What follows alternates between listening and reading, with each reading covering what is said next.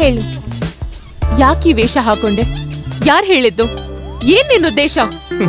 ಉದ್ದೇಶನ simple, it's very simple. Sharjah ಕೋಟೆಯಲ್ಲಿರೋ ಈ bedroom ಅಲ್ಲಿ ಒಂದು ಬೊಟ್ಟು ಇಟ್ಕೊಳ್ದಲ್ಲೇ ಮಲಗಿರೋ ನನ್ನಮ್ಮ ಭಾನು ಅಮ್ಮನ್ ನೋಡಕ್ಕೆ, ನನ್ನ ತಾತನ್ ನೋಡೋದಿಕ್ಕೆ, ಮಾವಂದಿರನ್ನ ನೋಡೋದಿಕ್ಕೆ, ಇವ್ರನ್ನೆಲ್ಲ ನೋಡೋದಿಕ್ಕೆ ನಾನು ಆಸೆ ಪಟ್ಟಿದ್ದು ತಪ್ಪಾ? ಹೇಳು ಹೇಳು ಕಲ್ಯಾಣಿ. ನೋ, ನೀನು ಶೇಖ್ ಜಾಸಿಮ್ ಗಾಲಿದ್ ಅಲ್ ಮುಬಾರಕ್ ಮಹಬಾಲಿ. ಅಮ್ಮ ನೀನ್ ಸೊಸೆ ಇದ್ದಾಳಲ್ಲ ಕೂದ್ರೆ, ಜಾಸಿಮ್ ಗಾಲಿದ್ ನ ಮದ್ವೆ ಆಗಿ ಶಾರ್ಜಾ ಪ್ಯಾಲೇಸ್ ಅಲ್ಲಿ ಸುಲ್ತಾನನ ಹೆಂಡತಿಯಾಗಿ ಬಾಳೋದಕ್ಕೆ ಆಸೆ ಪಟ್ಟು ಓಡ್ ಬಂದಿದ್ದಾಳೆ. ಇಲ್ವಾ ನಾನು ನೋಡಿದ ತಕ್ಷಣ ಆಸೆನೆ ಬಿಟ್ಬಿಟ್ಲು. ನಾನು ಶೇಖ್ ಅಲ್ಲ ಅಂತ ಗೊತ್ತಾಗಿ ಶೇಖ್ ಆಗ್ಬಿಟ್ಲು ಹಂಗೆ. ಅಮ್ಮ ಸ್ವಲ್ಪ ಔಷಧಿ ಕುಡೀರಿ. ವಿಷಯನ ಕೊಡ್ತಿರೋದು ಆಂಟಿ. ಇವನ ನೀವು ನಂಬೇಡಿ. ಇವನು ಆಂಟಿಯವ್ರ ಮಗ ಅಲ್ಲ, ಕ್ರಿಮಿನಲ್. ಇವನು ಔಷಧಿ ಅಂತ ಕೊಡೋದು ಕೆಲ ಸಮಯದಲ್ಲಿ ವಿಷ.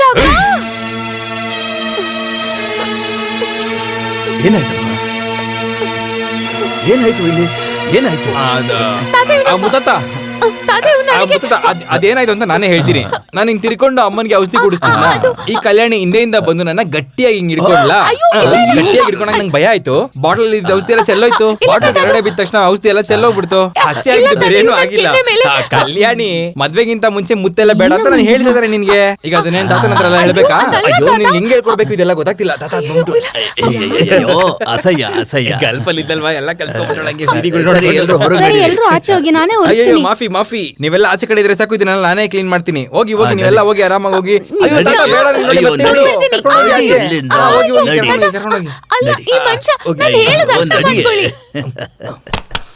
ನನ್ಗೆ ನಿನ್ಗೆ ಇರೋ ಸಂಬಂಧ ಇಲ್ಲಿಗೆಲ್ಲ ಮುಗೀತು.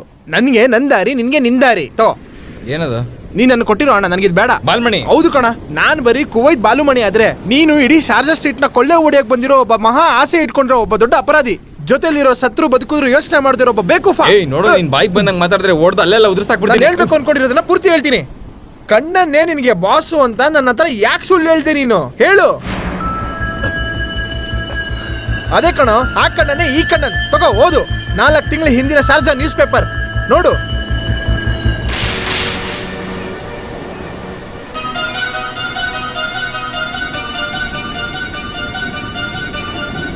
ಮೂರು ತಿಂಗಳಿಂದ ಶಾರ್ಜಾಲಿ ಹುಡುಗ ಕಾಣಿಸ್ತಾ ಇಲ್ಲ. ಎಲ್ಲೋದ ಕಣ್ಣನ್? ನೀನೇನು ಮುಚ್ಚಿಡ್ಬೇಡ ನನ್ನ ಹತ್ರ. ಆ ಪಾಪದವನ್ನ ಚುಚ್ಚಿ ಸಮುದ್ರಕ್ಕೆ ಹಾಕಿರ್ತೀಯ. ಅವನ ಆಸ್ತಿಗೋಸ್ಕರ ಬಂದವನಲ್ವಾ ನೀನು? ಹೇಳು, ಯಾರೆಲ್ಲ ಇದ್ದಾರೆ ನಿನ್ ಹಿಂದೆ? ಸತ್ಯ ಹೇಳು. ಬೇಡ, ನೀನೇನು ಹೇಳ್ಬೇಡ. ಎಲ್ಲ ಕಪಾಲಿನ ಹೇಳ್ಸ್ಕೊತಾನೆ ನಿನಗೆ. ಬಾಲ್ಮಣಿ,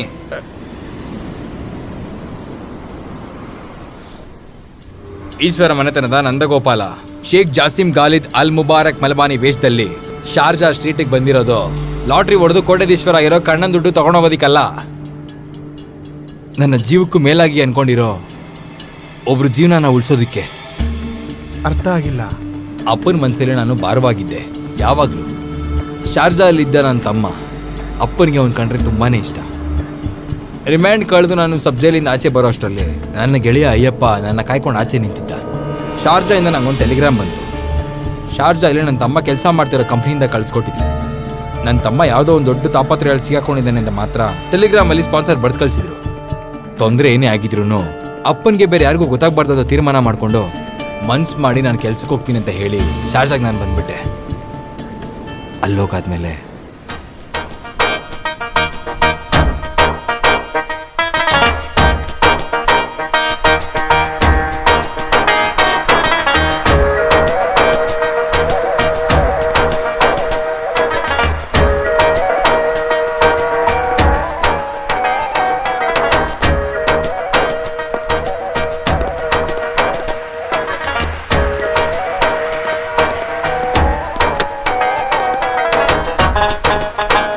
Okay, bye-bye. Thank you. Bye-bye. Thank you. Thank you.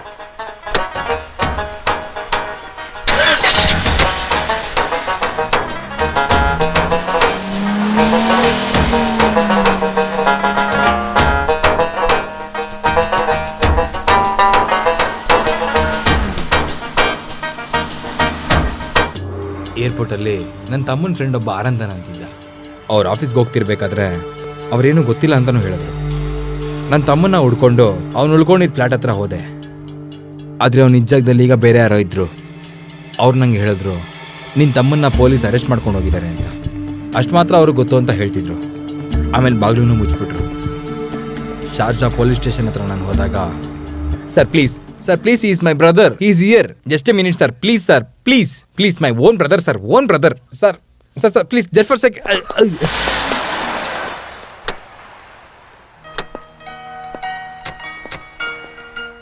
What happen? Sir ಅದು ನನ್ನ ತಮ್ಮ ಬಂದ್ಬಿಟ್ಟು ಸಾರಿ. ಕನ್ನಡದವರ? ಹೌದು ಸರ್. ಏನ್ ಹೆಸರು? ನಂದನ್. ಏನ್ ಸಮಸ್ಯೆ? ಸರ್ ಪ್ಲೀಸ್, ನನ್ನ ತಮ್ಮ ಈ ಸ್ಟೇಷನಲ್ಲಿದ್ದಾನೆ, ಅವನ ನೋಡಬೇಕಿತ್ತು ಸರ್. ಯಾವುದೋ ಒಂದು ಪಿಟಿ ಕೇಸಲ್ಲಿ ಅವನ ಅರೆಸ್ಟ್ ಮಾಡಿ ಕೂಡಾಕಿದ್ದಾರೆ ಸರ್. ಇದು ಇಂಡಿಯಾ ಅಲ್ಲ ಮಿಸ್ಟರ್ ನಂದ. ಇಲ್ಲೊಂದು ವೇಳೆ ಈ ಥರ ಅರೆಸ್ಟ್ ಆದರೆ ಅವ್ರ ಸ್ಪಾನ್ಸರ್ ಅಷ್ಟೇ ಅವ್ರನ್ನ ನೋಡೋಕ್ಕಾಗುತ್ತೆ. ಹೀಗಿದ್ರೂ ವಿಚಾರಿಸ್ತೀನಿ ಸರ್. ಪ್ಲೀಸ್. ಈಗ ಸಮಯ 11. ಒಂದು 2 ಗಂಟೆ ಹಂಗೆ ರೋಲಾ ಗಾರ್ಡನಲ್ಲಿ ಆಫೀಸಲ್ಲಿ ಸಿಗೋಣ. ಹೆಲ್ಪ್ ಮಾಡೋಕ್ಕಾಗುತ್ತಾ ಇಲ್ವಾ ಅಂತ ನೋಡ್ತೀನಿ. Thank you sir. It's okay.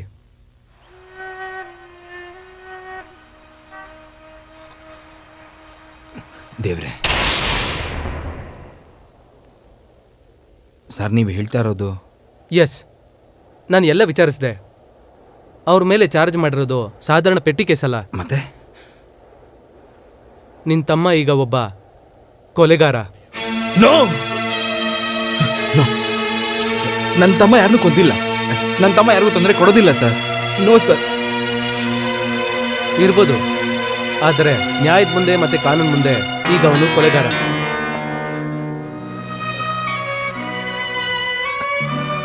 ನನ್ನ ತಮ್ಮ ಯಾರನ್ನ ಕೊಲೆ ಮಾಡಿರೋದು? ಒಬ್ಬ ಹುಡುಗನ್ನ. ಆ ಹುಡುಗನ್ಗೆ ಸಿಕ್ಕಿರೋ 100 ಕೋಟಿ ರೂಪಾಯಿ ಲಾಟರಿ ಟಿಕೆಟ್ನ ಕಿತ್ಕೊಳ್ಳೋದಕ್ಕೋಸ್ಕರ ಅವರ ಸ್ನೇಹಿತನನ್ನ ಒಂದು ಡೆಸರ್ಟ್ಗೆ ಕರ್ಕೊಂಡೋಗಿ ಗಾಡಿಲಿ ಗುದ್ಬಿಟ್ಟಂತೆ. ರೂಮ್ಮೇಟ್ ಆಗಿದ್ದ ಅಪ್ಪುನೇ ಅವ್ರಿಗೆ ವಿಟ್ನೆಸ್. ಕೊಲೆ ಮಾಡಿದ್ರೆ ಇಲ್ಲಿ ಏನ್ ಶಿಕ್ಷೆ ಅಂತ ಗೊತ್ತಲ್ಲ. ನಿಮ್ ತಮ್ಮಂದು ತಲೆ ಕಡಿಬೇಕು ಅಂತ ಕೋರ್ಟ್ ಹೇಳಿದೆ. ನನ್ನ ತಮ್ಮ ಅವನು ಇನ್ನೋಸೆಂಟ್ ಸರ್. ಹಾಗಿದ್ರೆ ನಾವು ವಿಚಾರಿಸೋಣ. ಇವನೇ ಅಪ್ಪು. ಅವನ್ನ ಕಾರಲ್ಲಿ ಗುದ್ದಿ ಸಾಯಿಸಿದ್ದು ಅಪ್ಪುನೂ ಆಗಿರ್ಬೋದು.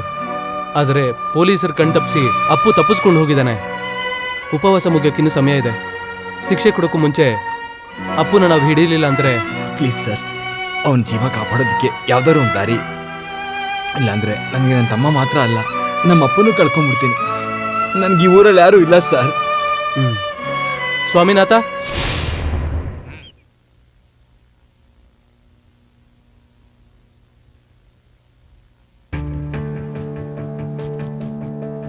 ಇದು ಬಂದು ಅಧ್ಯಕ್ಷರ ಪ್ಯಾಲೇಸ್. ಇದು ಬಾಸ್ ಕ್ಲೋಸ್ ಫ್ರೆಂಡ್. ಅವ್ರು ನಮ್ಗೇನಾದ್ರೂ ಒಂದು ದಾರಿ ಹೇಳ್ತಾರೆ.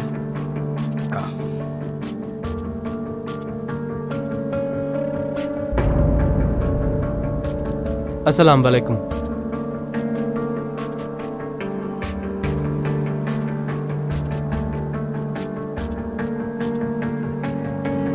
ಇದೇನು ಸರ್? ಮೇಸಿ ಪೆಟಿಷನ್. ಅವನ ಜೀವನ ಕಾಪಾಡೋದಕ್ಕೆ ಇನ್ನು ಇದೊಂದೇ ದಾರಿ. ಕೊಲೆ ಆಗಿರೋ ಹುಡುಗನ ಮನೆಯವರು ಕೊಲೆಗಾರನ್ನ ಕ್ಷಮಿಸಿದೀವಿ ಅಂತ ಸೈನ್ ಮಾಡಬೇಕು. ಆ ಮೇಸಿ ಪೆಟಿಷನ್ ಇದ್ರೆ ಶಿಕ್ಷೆಯಿಂದ ಅವನ್ನ ನಾವು ಉಪವಾಸ ಮುಗಿಯೋಕೆ ಮುಂಚೆ ಕಾಪಾಡ್ಬೋದು. ಅದಕ್ಕೆ ಕಣ್ಣನ್ ಫ್ಯಾಮಿಲಿ ಅವರು ಸೈನ್ ಆಗ್ತಾರಾ ಸರ್?